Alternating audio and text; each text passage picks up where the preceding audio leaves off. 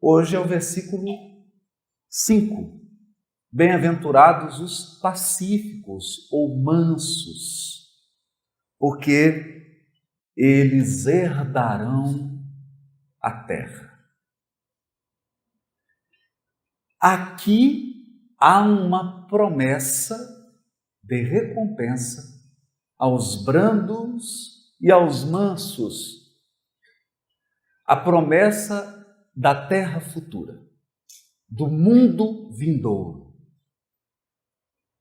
E nós, iluminados pelo conhecimento da doutrina espírita, sabemos que a terra futura é a terra ditosa, a terra que irá se recuperar, se preparar numa transição chamada mundo de regeneração.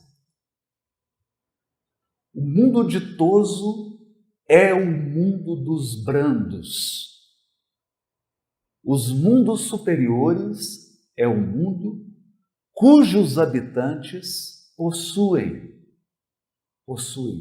a mansuetude, a docilidade e a pureza de coração. De modo que, em toda a história bíblica, nós veremos um contraponto curiosíssimo. Muito curioso. Tanto aqueles que não conheciam a mensagem espiritual, tanto aqueles que não estavam afinizados com a revelação espiritual, quanto os religiosos, sempre pautaram suas vidas e suas condutas pela violência, pela força. Uma breve leitura do Velho Testamento e uma breve leitura da história do cristianismo, da segunda revelação, irá nos mostrar que mesmo os cristãos foram identificados pela violência dos seus métodos. Quando estudamos a noite de São Bartolomeu, a Inquisição, as Cruzadas, infelizmente, tão logo Jesus volta para a governadoria espiritual do orbe, os cristãos empunham a espada e, esquecendo-se do conselho dado a Simão de embainha a tua espada, porque aquele que com ferro fere, com ferro será ferido, o cristianismo se expande à força do poder político da violência,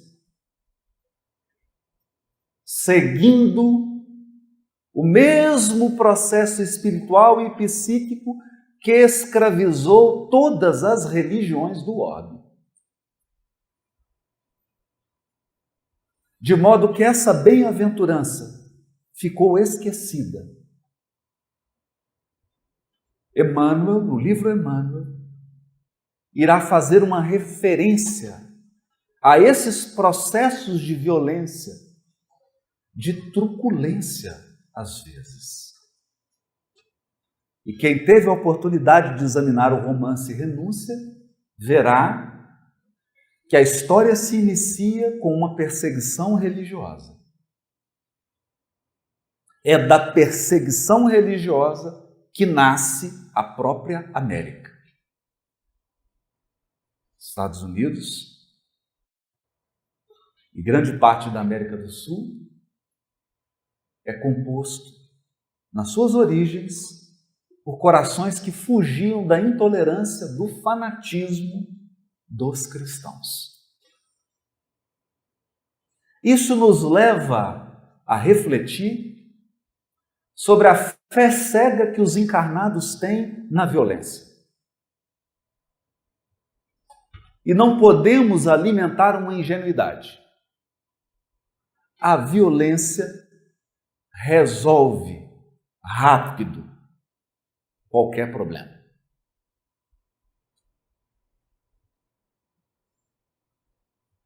É estranho, né? resolve rápido, mal e por pouco tempo. Rápido, mal e por pouco tempo. A brandura e a paz é um processo difícil de ser implementado, difícil de ser mantido, cujos resultados demoram muito para surtir efeito. É por isso que nos momentos de crise e, sobretudo, nos momentos de transição em que vivemos, a primeira tendência dos encarnados é abandonar os processos de paz e aderir aos processos de violência.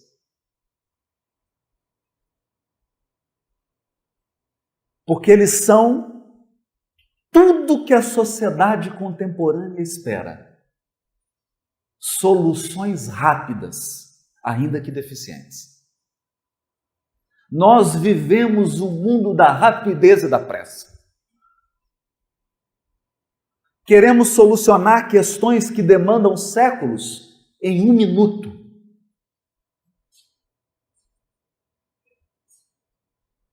Adotando processos precipitados que não consideram o espírito de sequência da natureza. A natureza tem um espírito de sequência. A natureza respeita ciclos que são os ciclos da própria vida estabelecidos pelo Criador.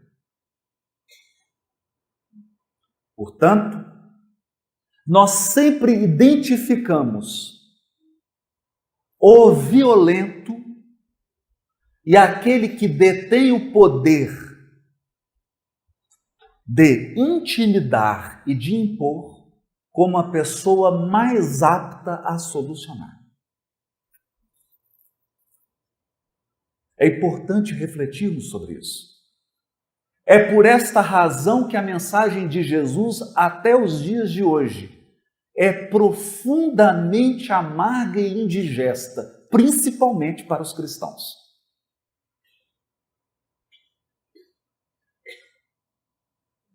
E muitos de nós tentamos fugir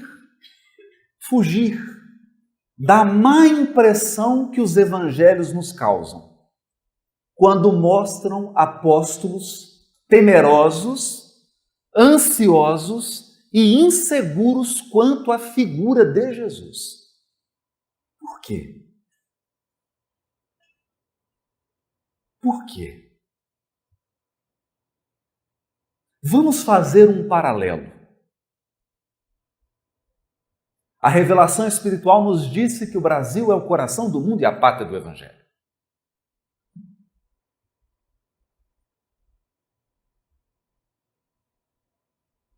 Façamos um paralelo. Que Jesus é esse? Que Messias é esse que não veio acompanhado de um exército?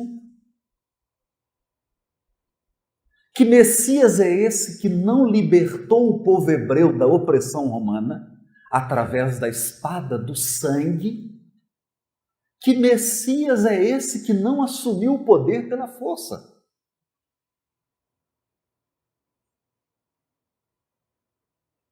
Será de fato ele o Messias?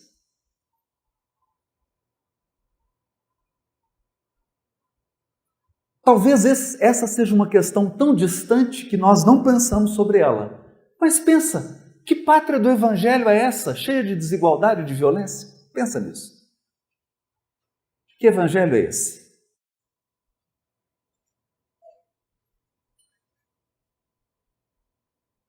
Por que essa nação não é um império da guerra dominadora e cheio de riquezas materiais para dominar os outros povos e representar Jesus?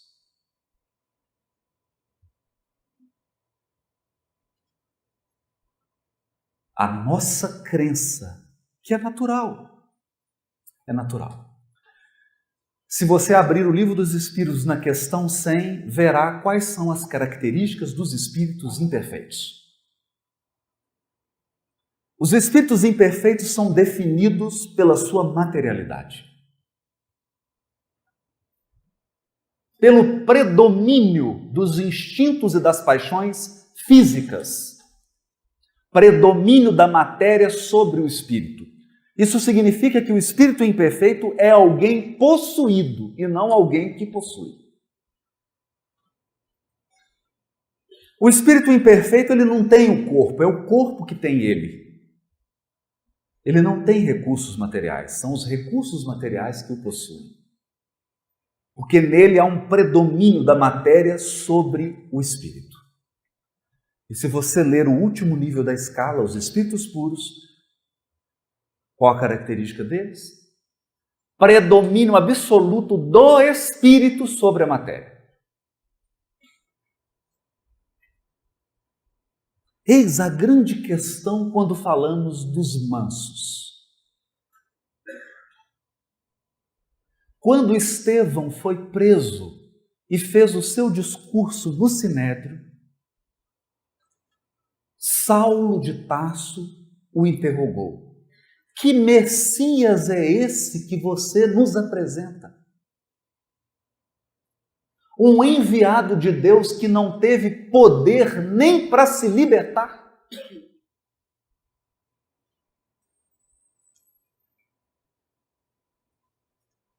Não teve força suficiente nem para descer da cruz injusta. É essa criatura sem poder, sem força, que você quer que nós sigamos.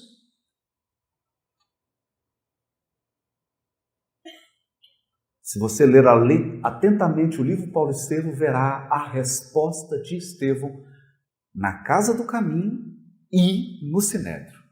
Ele diz assim: e o que esperava você? Um dominador que viesse numa biga capaz de tombar ao primeiro buraco da estrada?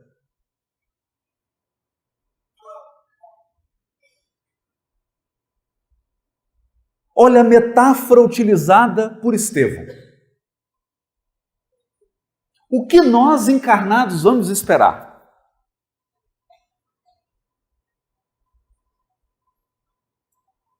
Um veículo poderoso que para por falta de combustível? É isso o poder? O poder de um guerreiro que almoça agora e amanhã pode morrer de uma infecção intestinal? É esse o poder? De alguém que pode liderar um exército de milhares de pessoas e morrer por um infarto?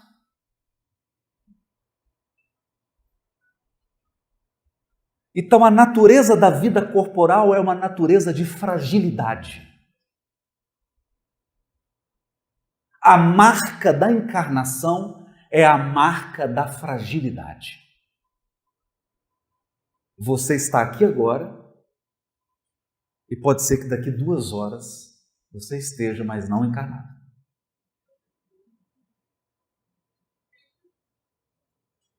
Essa fragilidade da vida encarnada deveria ser suficiente para percebermos que nenhum poder que emana da matéria se compara ao mais simples poder que emana do Espírito.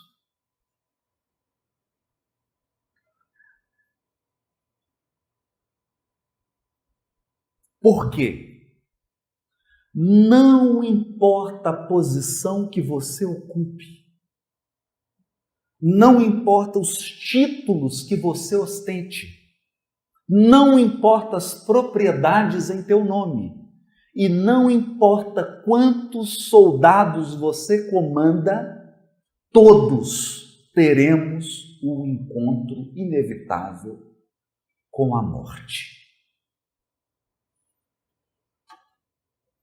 A morte, no simbolismo bíblico, é o grande julgamento do encarnado. É o dia do juízo. É o dia da aferição. É o dia em que todos nós entregaremos tudo que as mãos podem carregar e seremos avaliados por aquilo que o coração carrega.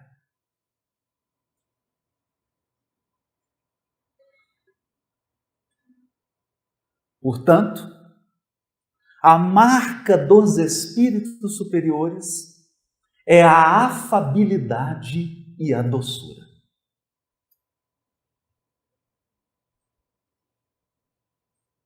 Afabilidade e doçura. Por isso, o trabalho do Evangelho nunca foi um trabalho de convencer.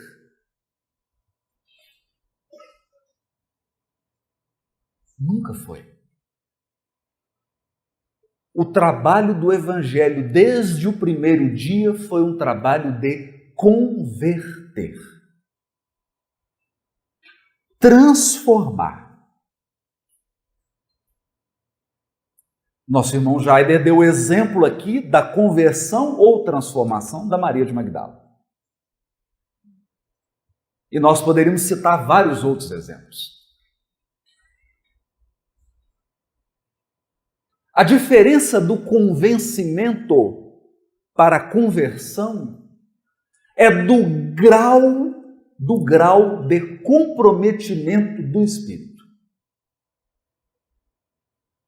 Na conversão, o ser se torna absolutamente comprometido com a causa. Essa é a grande diferença. Essa bem-aventurança, então, aponta para os destinos futuros da Terra. Os destinos futuros da Terra. Outro grande tema que está presente no Novo Testamento e que aparece nessa bem-aventurança. Outro grande tema. Todos os brandos e pacíficos que foram trucidados e martirizados pela violência humana formam a grande caravana dos redimidos.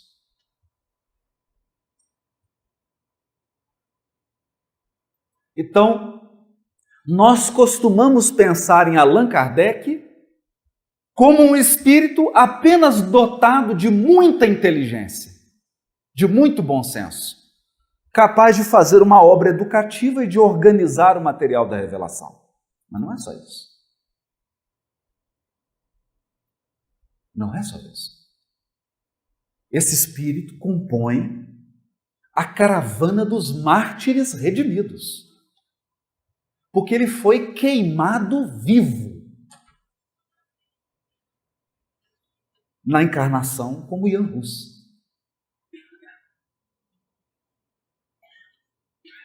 Queimado vivo.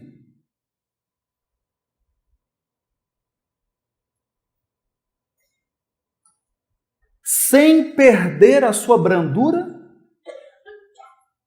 sem perder a sua mansuetude, a ponto de nós termos aquela história tragicômica. Jan Hus estava com os gravetos todos em torno do seu corpo,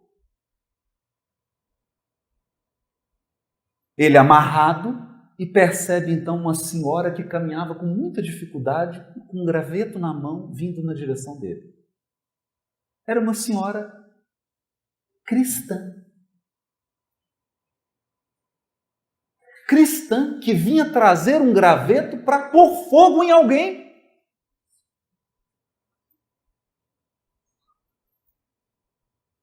Ela então vem andando, olha para ele, né, com um olhar de reprovação, né? Está errado, temos que defender Jesus, vamos queimá-lo. E joga o graveto, e Anrus diz assim: santa ignorância. Uma ignorância santa.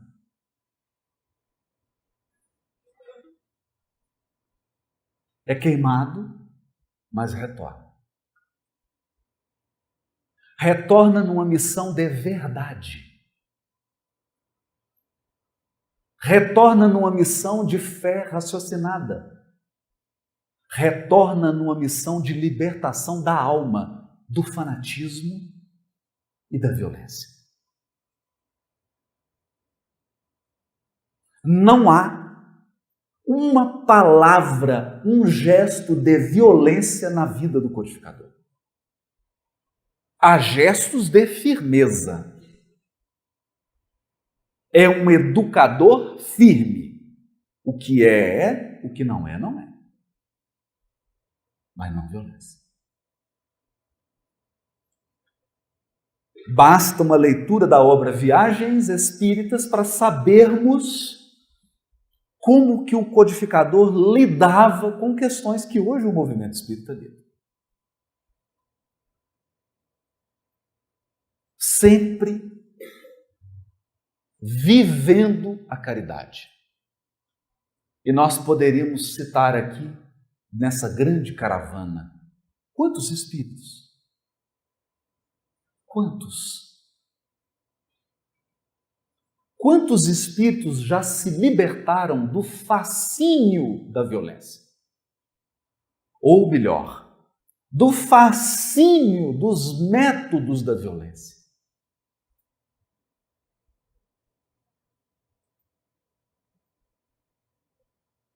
E compreenderam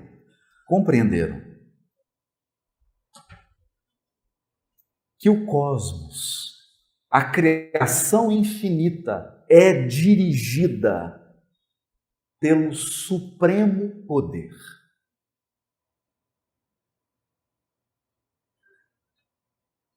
Isso seria suficiente para refletirmos. Se a vida é dirigida pelo supremo poder, por que ele não resolve agora e de uma vez por todas os problemas? Será por falta de poder? Será que Deus é fraco? Falta-lhe poder para solucionar os problemas?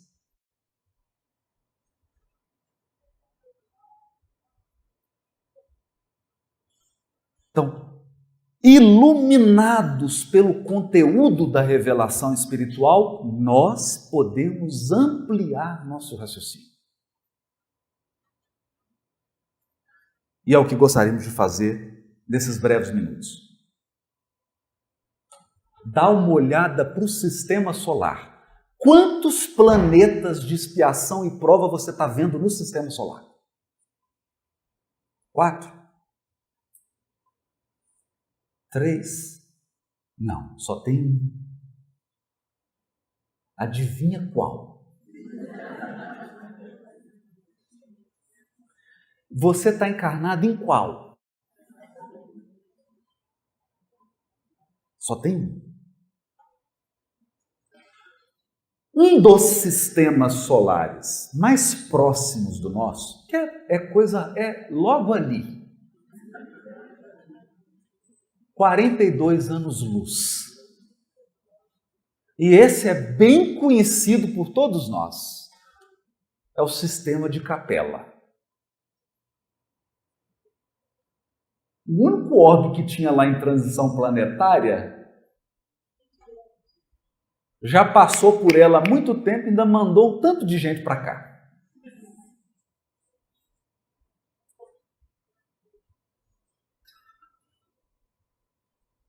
Faz uma pequena conta.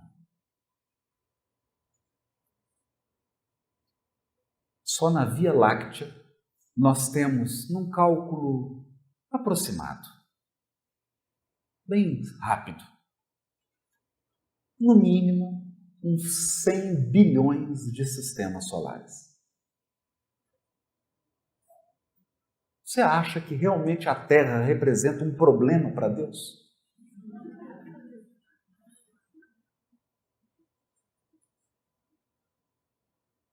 Será? Então, Humberto de Campos dará a chave para o entendimento disso. Humberto de Campos diz assim: Deus usa o tempo, não a violência.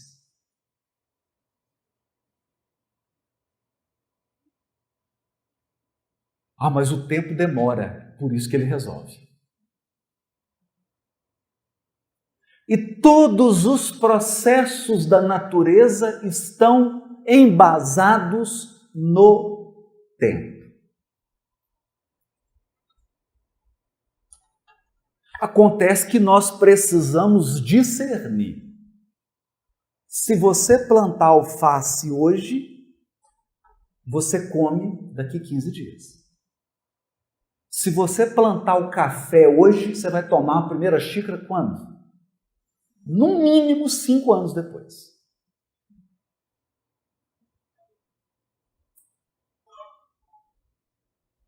Porque toda semente demanda um tempo específico para frutificar.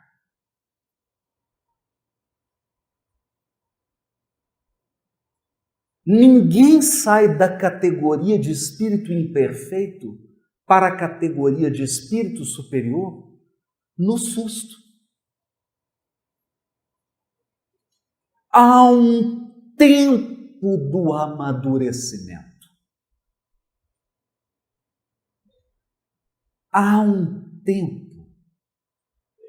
Há, inclusive, um tempo da saturação do espírito, que às vezes escolhe uma determinada experiência equivocada e permanece nessa experiência por 2, 3, 4 mil anos, até que ele se cansa.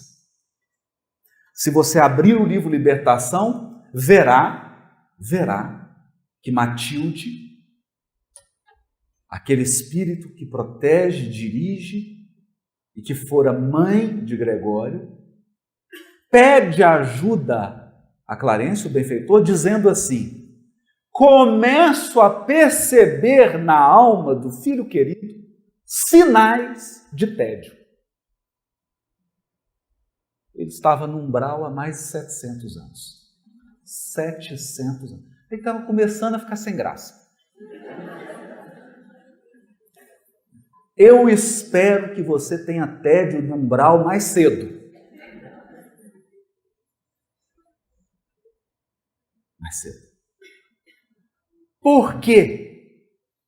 A violência, os processos da violência, os processos do mal,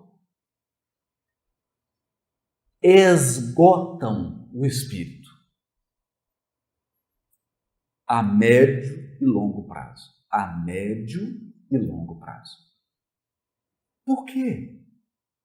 Porque nós não fomos construídos para odiar.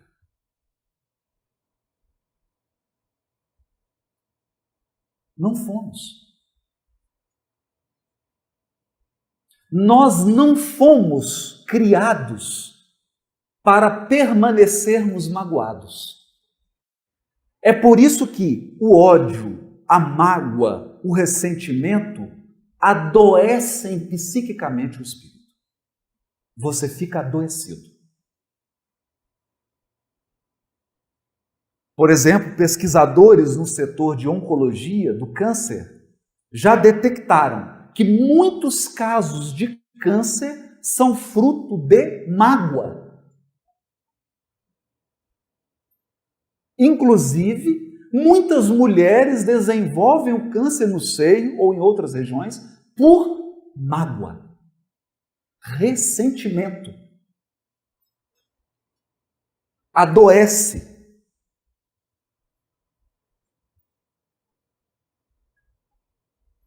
O que significa isso? significa que nós não fomos projetados para o ódio. Nós não fomos projetados para o clima da inveja, da disputa, do despeito. Nós fomos projetados para o clima da cooperação mútua, do respeito mútuo. E qualquer conduta feita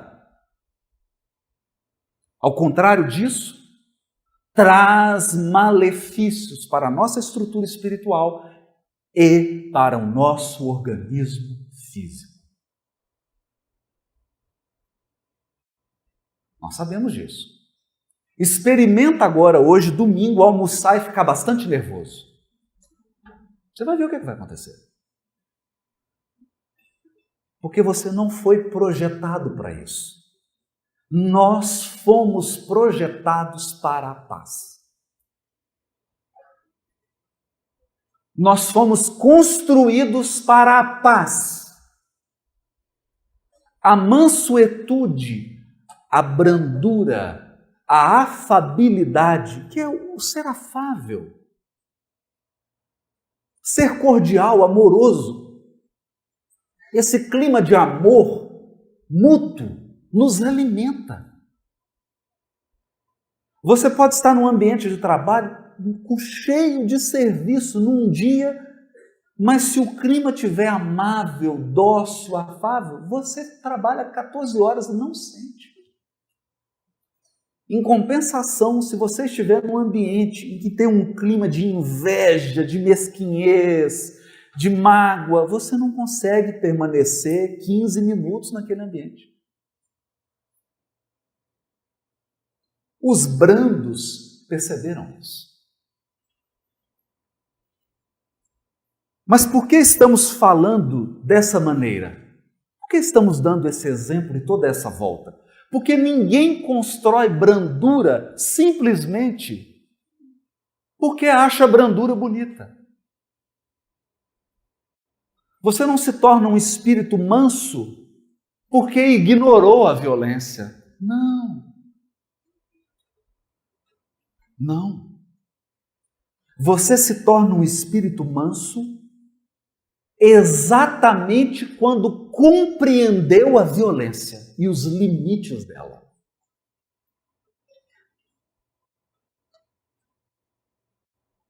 Quando compreendeu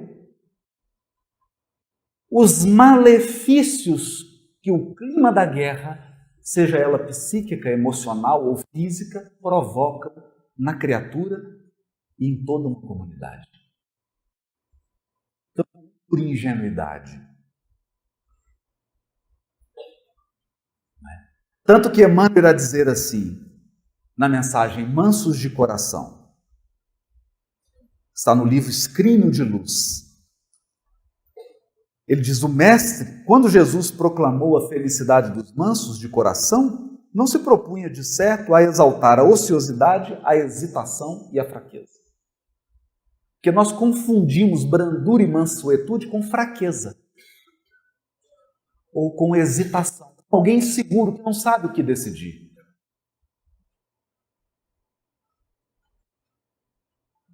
O mestre desejava destacar as almas equilibradas, os homens compreensivos e as criaturas de boa vontade, que alcançarão o valor, que alcançando o valor do tempo, sabem plantar o bem e esperar-lhe a colheita, sem desespero e sem violência. Sabem plantar o bem e esperar-lhe a colheita, sem desespero e sem violência.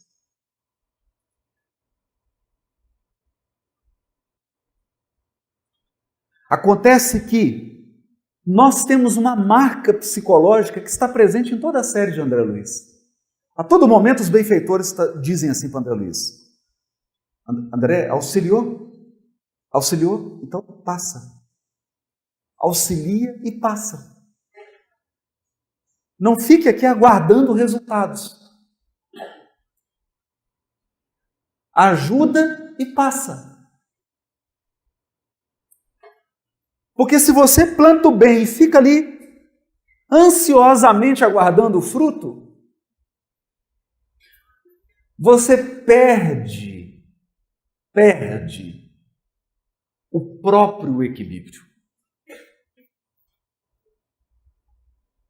E acreditem, o manso, o brando, é alguém que vive em meio à truculência e violência. Olha para Gandhi, olha para Mahatma Gandhi, olha para Martin Luther King, olha agora para Desmond Tutu, que foi ministro de Nelson Mandela.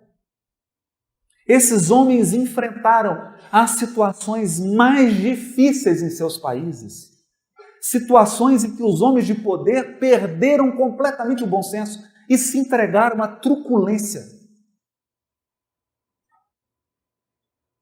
Há aquela famosa cena de Gandhi, que andava pelas ruas, um soldado se aproxima dele, dá um soco no rosto de Gandhi, derruba ele no chão.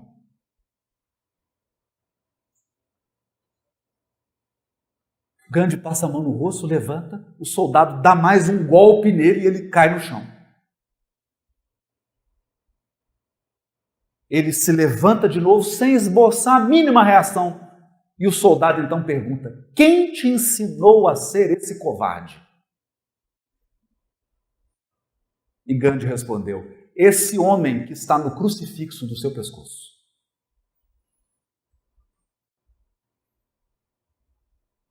Mas aquilo foi dito com uma força magnética espiritual tão grande que o soldado começou a chorar.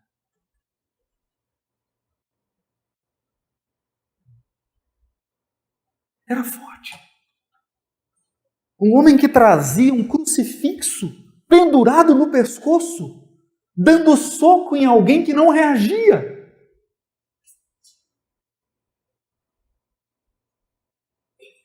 Mas essa é a estupidez da violência. Esse é o disparate da violência.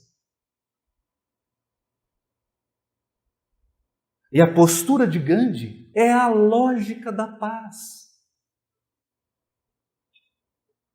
Sem nenhuma rebelião. Eu vivi, peço licença aqui antes de terminar, para narrar esse caso, depois vou fazer uma leitura de uma mensagem de Maria Dolores, que recebi. Eu tive a oportunidade de fazer uma palestra ao lado do neto de Mahatma Gandhi, em Brasília.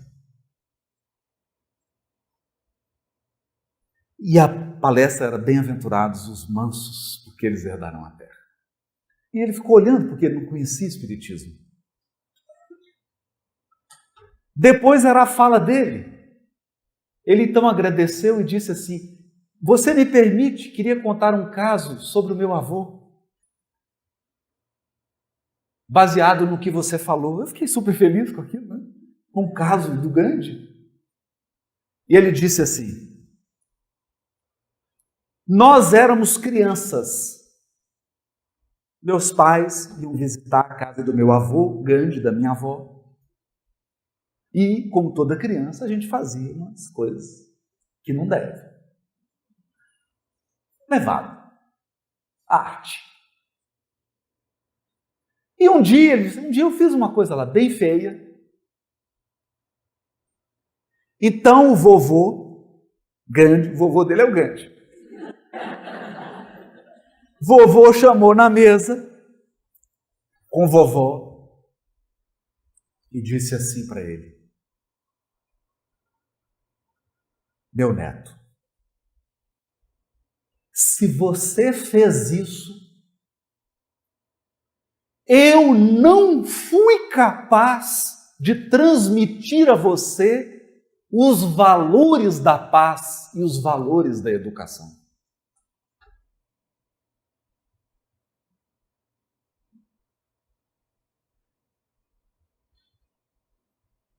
E aí eles ficaram assustados. E um perguntou assim, qual que é o castigo? Ele falou, eu vou aplicar, Gandhi, eu vou aplicar em mim um castigo. Vou ficar 15 dias sem comer. Por não ter conseguido, meu neto, te transmitir os valores da paz.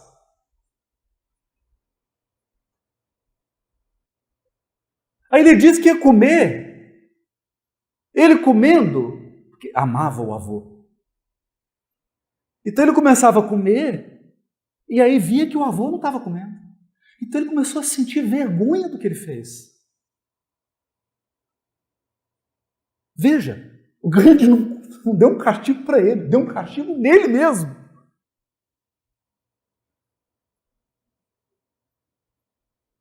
Passados uma semana, ele falou, vô, por favor, volta a comer. Eu prometo que nunca mais vou fazer isso. É tão diferente, né? Que é o mesmo caso daquela mulher que procurou Gandhi, entrou na fila, uma fila imensa com a criança. Ficou um tempo na fila, 1h30 depois, na frente do Gandhi, falou, Gandhi, eu queria pedir uma ajuda. Meu filho come açúcar demais. Gandhi olhou para a criança, olhou para a mãe, falou, volta semana que vem. A mãe passou uma semana, voltou de novo, aquela fila enorme. Na hora que chegou na vez dela, falou, Gandhi, você lembra de mim? Semana passada eu tive aqui, meu menino come muito açúcar. Ele olhou para o menino, menino, para de comer açúcar. A mulher falou, mas só isso? O senhor mandou esperar uma semana para chegar aqui e falar para ele, para de comer açúcar? Por que você não falou naquele dia? Porque no dia que você veio aqui, eu comia muito açúcar. Ele, Gandhi, comia muito açúcar. Pediu uma semana para parar de comer muito açúcar. Então ele parou de comer para depois, com autoridade moral, transmitir. Então o manso não é um fraco, o manso é o forte que entendeu que tudo tem um tempo. O manso de coração é o que percebeu que a vida tem uma lógica e um tempo para se manifestar. Você demorou de 7 a 9 meses. Você foi muito apressadinho, 7.